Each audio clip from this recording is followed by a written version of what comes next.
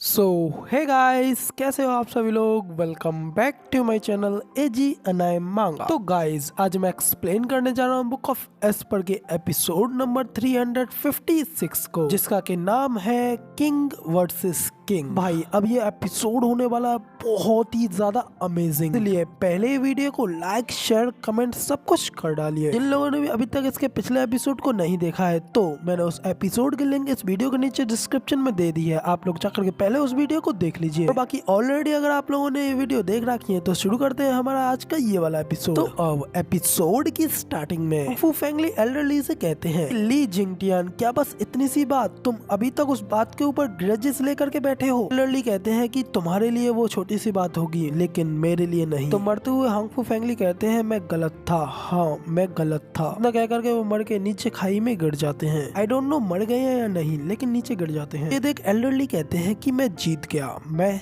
जीत गया। इतना कह करके एल्डरली भी बेहोशी की हालत में एग्जॉस्ट होकर के नीचे की ओर गिरने लगते हैं। मास्टर ली जिंगटियानसेन एल्डरली को नीचे गिरते हुए देखते हैं और जल्दी से उनके पास आकर के उनको सपोर्ट देते हुए उन्हें नीचे गिरने से बचा लेते हैं और जूफेंग से कहते हैं कि जूफेंग एल्डरली बिल्कुल ठीक है, ये केवल अपने जख्मों के कारण एग्जॉस्ट होकर के बेहोश हो गए हैं। तो ये सुन जूफेंग मास्टर हांगफू की ओर देखता है और कहता है कि तो फिर अब फाइनली एल्डरली और हांगफू फेंगली की ये बैटल खत्म हो गई है। फाइनली हम लोगों के टॉप जनरल्स की फाइट का कंक्लूजन निकल आया है। एक कंक्लूजन, एक निष्कर्ष जो कि आपके लिए एक दुखद स्वर लिए हुए है। ये सुन मास्टर हांगफू कहते हैं कि आखिर इसमें क्या दुख है। जैसे किंग अपने क्राउन के लिए विंग करता रहता है, पावर ही सब कुछ है, और हांगफू फेंगली मर गया क्योंकि वो कमजोर था और इसके लिए मैं बिल्कुल भी दुखी नहीं हूँ, लेकिन तुम क्यों हो। ये सुन जूफेंग भी कहता है कि मैं तुम्हारे हाई वेनरेबल के लिए दुखी नहीं हूँ, वो तो एल्डर ली की स्टोरी ने मुझे ऐसा करने पर मजबूर किया है। दूसरों से पोस्ट दे रहे किसी पर्सन के बारे में एक कहानी कि कैसे उसे उसके फाइनल मोमेंट्स पे उसे उसकी गलती का एहसास हुआ। ये बिल्कुल सच है कि वो क्या करते हैं, लेकिन जब उन्हें वो मिल जाता है जिसके के वो हकदार है तो उस चीज के ऊपर सवाल करने वाले को एक बहुत बड़ा झटका लग जाता है। तो ये सुन मास्टर हांगफू भी कहते हैं कि क्या स्टीवर्ट जू को भी बिल्कुल इस सेम स्टाइल के ऊपर ध्यान नहीं देना चाहिए। जूफेंग कहता है कि हाँ, एल्डर ली के इस लेसन के बाद मैंने ये डिसाइड किया है, ये बेहतर रहेगा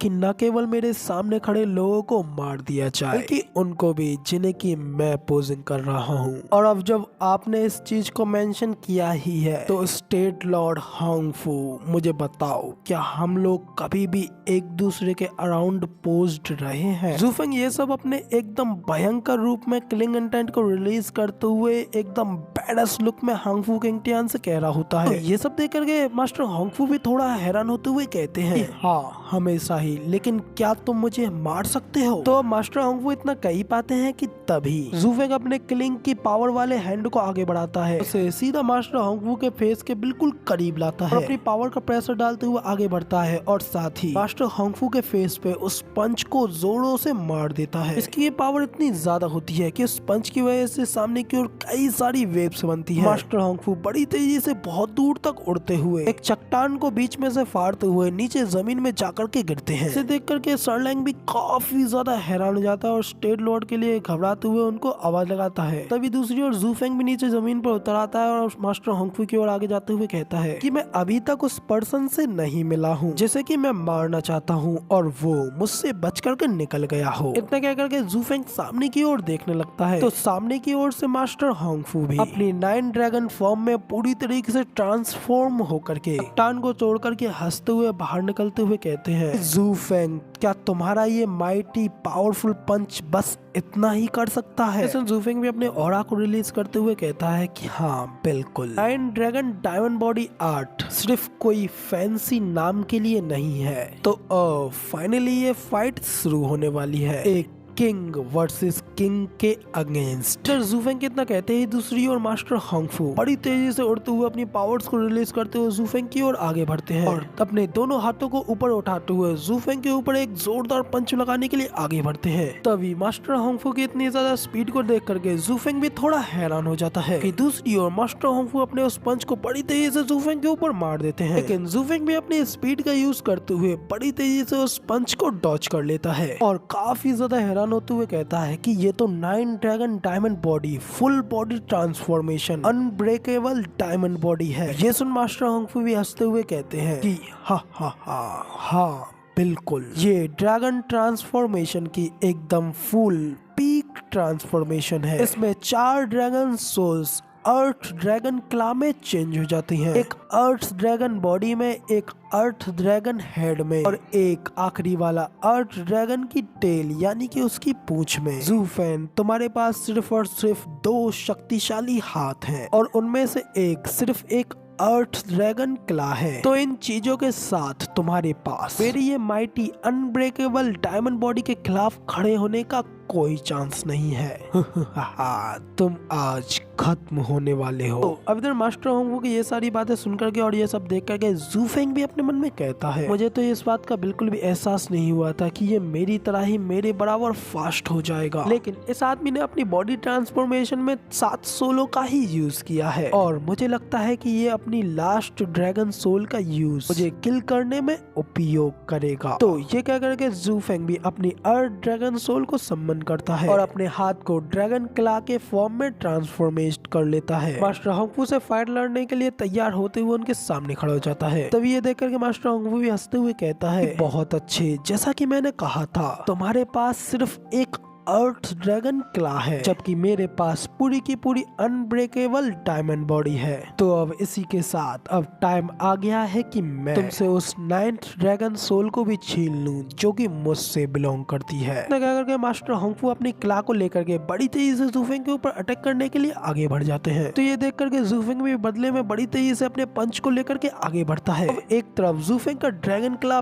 पंच मास्टर होंगफू की ओर आगे बढ़ता है, जबकि दूसरी ओर मास्टर होंगफू की ड्रैगन क्ला ज़ू फेंग के पंच को पकड़ने के लिए आगे बढ़ती है। अभी अगले सीन में हमें मास्टर होंगफू की ओर दिखाया जाता है जो कि हंसते हुए ज़ू फेंग को देखते हैं और ज़ू फेंग के पंच को अपने हाथ से रोक करके अपने प्रेशर के यूज से उसके पंच को मसल देते हैं। तो अब जब मास्टर होंगफू ने अपने एक हाथ से ज़ू फेंग के ड्रैगन क्ला को रोक रखा होता है तो वो अपनी दूसरी ड्रैगन क्ला से ज़ू फेंग के ऊपर अटैक कर देते हैं, जबकि बदले में ज़ू फेंग भी अपने किलिंग के हैंड का यूज करते हुए मास्टर होंगफू की ड्रैगन क्ला को रोकने की कोशिश करता है। लेकिन इधर मास्टर होंगफू भी ज़ू फेंग के किलिंग के हैंड को अपनी ड्रैगन क्ला की मदद से पकड़ लेते हैं और कहते हैं कि तुम्हारा ये सीधा हाथ बिल्कुल अर्थ ड्रैगन क्ला की तरह ही इतना ज्यादा क्वाइट फाइन स्पेसिमिन पावरफुल कैसे है। तो मुझे लगता है कि मुझे तुम्हें मार करके तुम्हारी ठंडी डेड बॉडी के अंदर से ही उसे निकालना होगा। तो ये सुन ज़ू फेंग कहता है कि स्टेट लॉर्ड होंगफू, तुम्हारे बेटे बहुत ज्यादा नादान थे और तुम भी उनसे बिल्कुल अलग नहीं हो, क्योंकि मेरा सिर लेना अगर इतना ज्यादा आसान होता तो मैं इसे कब का खो चुका होता और जब इसे लेने में एम्परर और गुसेंगटोन दोनों ही फेल रहे। तो तुम्हें क्या लगता है कि तुम ये सब करने में सक्सेसफुल हो पाओगे? तो ये मास्टर होंगफू भी हंसते हुए कहते हैं कि ये सिर्फ इस सब को विंटेज बनाता है और तुम्हारी ये लाइफ मेरे प्राइज के लिए एक बहुत बड़ी ट्रॉफी होगी। न कह करके मास्टर होंगफू अपना एक बड़ा सा मुंह फाड़ करके ज़ू फेंग के सिर को खाने के लिए आगे बढ़ते हैं और जैसे ही वो अपना मुंह बंद करते हैं तो वहाँ से काफी सारी पावर एनर्जी रिलीज होती है। तभी वो अपने मुंह को बंद करने के बाद सामने की ओर देखते हैं तो ज़ू फेंग का सिर वहाँ पे गायब होता है। तभी ज़ू फेंग फिर से अपने सिर को आगे की ओर ले आता है। ये देख मास्टर होंगफू भी अपनी बड़ी सी जीभ निकाल करके हंसते हुए ज़ू फेंग से कहते हैं, स्टीवर्ट ज़ू, हर कोई एंड पे अपने अंत तक पहुंच जाता है और आज के दिन ये अंत तुम्हारा है। और एक तो अभी अभी तुमने मेरी ये बाइट डॉच कर ली। तो मास्टर होंगफू भी अपनी पूंछ को ऊपर की ओर उठाते हैं। मास्टर होंगफू की उस पूंछ को देख करके ज़ू फेंग भी काफी ज्यादा हैरान हो जाता है। फिर तभी मास्टर होंगफू अपनी पावर्स को अपनी पूंछ में रिलीज करते हुए बड़ी तेजी से ज़ू फेंग के ऊपर मारने के लिए आगे बढ़ाते हैं। ज़ू फेंग से कहते हैं कि लेकिन